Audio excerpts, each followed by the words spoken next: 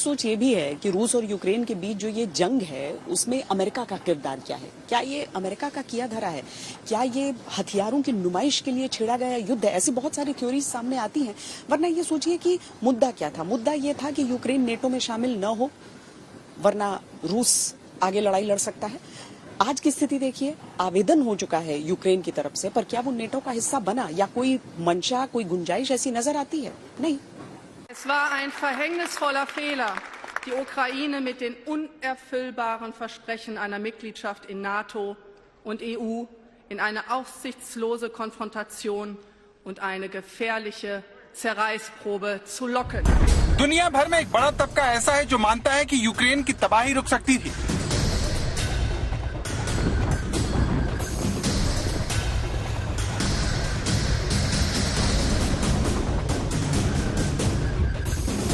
तबाह हुए लाखों लोग बेघर होने से बचाए जा सकते थे अगर अमेरिका और नाटो देशों ने यूक्रेन को गुमराह नहीं किया होता।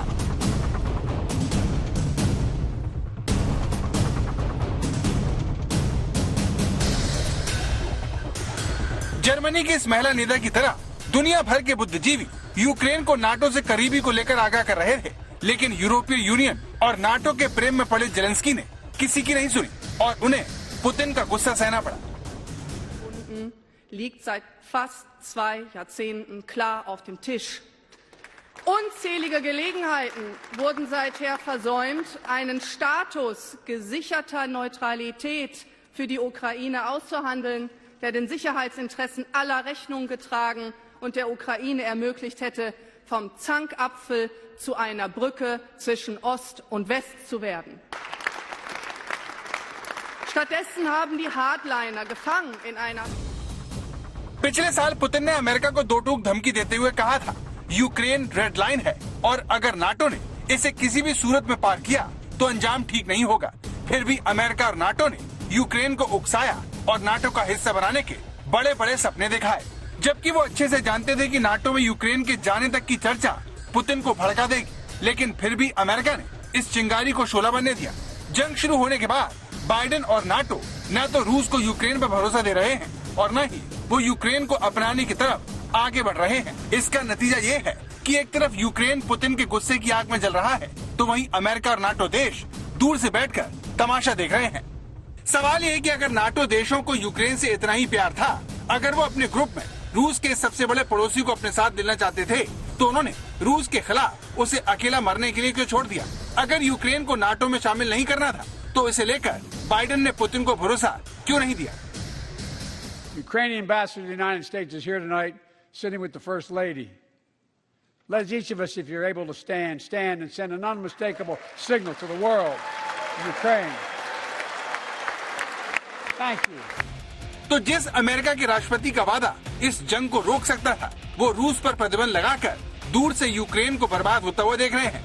ये बात अब यूक्रेन के लोगों को भी समझ आने लगी है। यूक्रेन के एक पत्रकार ने तो इसे लेकर ब्रिटेन के प्रधानमंत्री बोरिस जॉनसन से सवाल पूछकर उन्हें निशब्द कर दिया। Because you are afraid. Because NATO is not willing to defend. Because NATO is afraid of World War III. But it is already started. And these are Ukrainian children who are there taking the hit. You're talking about more sanctions, Prime Minister, but Roman Abramovich is not sanctioned. He's in London. His children are not in the bombardments. His children are there in London. Putin's children are in Netherlands, in Germany, in mansions. Where are all these mansions seized? I don't see that.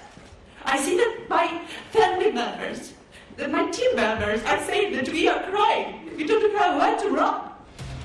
सवाल ये है कि जो पश्चिमी देश रूस के खिलाफ अकेले लड़ रहे यूक्रेन को यूरोपीय यूनियन की बैठक में खड़े होकर सम्मान देते हैं, वो अमेरिका और उसके दोस्त यूक्रेन को लेकर निंदा और आलोचना से आगे क्यों नहीं बढ़ पा रहे? नाटो चीफ रूस के हमले पर कहते हैं, यूक्रेन में जो हो रहा है वो भयानक है, ये दर्दनाक है। हम जो मानव पीड़ा और जिस स्तर पर तबाही देख रहे हैं, वो हमने द्वितीय विश्व युद्ध के बाद से यूरोप में नहीं देखी। तो जिस नाटो का जन्म रूस के खिलाफ हुआ है, वो यूरोप में रूस की दादागिरी पर चुप्पी साधे बैठा है। उस देश को बर्बाद होते देख रहा है, जिसे वो रूस की निर्णायक घेराबंदी के लिए इस्तेमाल तो करना चाहता है, लेकिन उसे अपनाने के लिए तैयार नहीं है। ये सच अब यूक्रेन को भी साफ साफ दिखाई देने लगा है। आज नाटो सम्मेलन था, कमजोर सम्मेलन, कंफ्यूज सम्मेलन, ऐसा सम्मेलन जहां हर कोई सोचता है कि यूरोप की आजादी की लड़ाई पहला लक्ष्य नहीं है। जो लोग मारे जाएंगे वो आपकी वजह से मारे जाएंगे, आपकी कमजोरी की वजह से मारे जाएंगे, आपकी फूट की वजह से मारे जाएंगे। यूक्रेन जहां अकेला रूस से लड़ाई लड़ रहा है, तो वहीं नाटो देशों ने उसकी चिंता छोड़कर अपने सदस्य देशों को बचाने में जी जान से जुड़ गए हैं। रूस से लगे एस्तोनिया में नाटो के 6000 सैनिक तैनात हैं। यहाँ पर टैंक और फाइटर जेट की भी तैनाती की गई है। लिथुआनिया में 6900 सैनिक हैं। यहाँ फाइटर जेट भी तैनात किए गए हैं। लातविया में 1200 सैनिक तैनात हैं। पोलैंड में 6900 सैनिक तो है ही, टाइफून फाइटर जेट भी आसमान की निगरानी कर रहे हैं। स्लोवाकिया में 1500 सैनिक तैनात हैं। रोमानिया में 900 सैनिकों के साथ टाइफून फाइटर जेट भी तैनात है। भूमध्य सागर में नेवी के जहाजों की तैनाती की गई है। अमेरिका और नाटो देशों की तैयारी रूस को दिखाने के लिए है कि वो यूक्रेन से आगे न बढ़े, क्योंकि अब नाटो को डर ये है कि यूक्रेन को लहूलुहान करने के बाद पुतिन ये लड़ाई यूक्रेन के कई पड़ोसी देशों और बाल्टिक सागर के देशों तक ले जा सकते हैं, क्योंकि नाटो वादा खिलाफी करते हुए लगातार रूस को घेरने के लिए यूरोप में नाटो का विस्तार कर रहा है। यूक्रेन में पुतिन की कामयाबी उनका हौसला बढ़ाएगी और इस बात को पुख्ता करेगी कि यूक्रेन को रूस से दूर करने की नाटो और अमेरिका की कोशिश आने वाले दिनों में उन्हें ही भारी पड़ सकती है।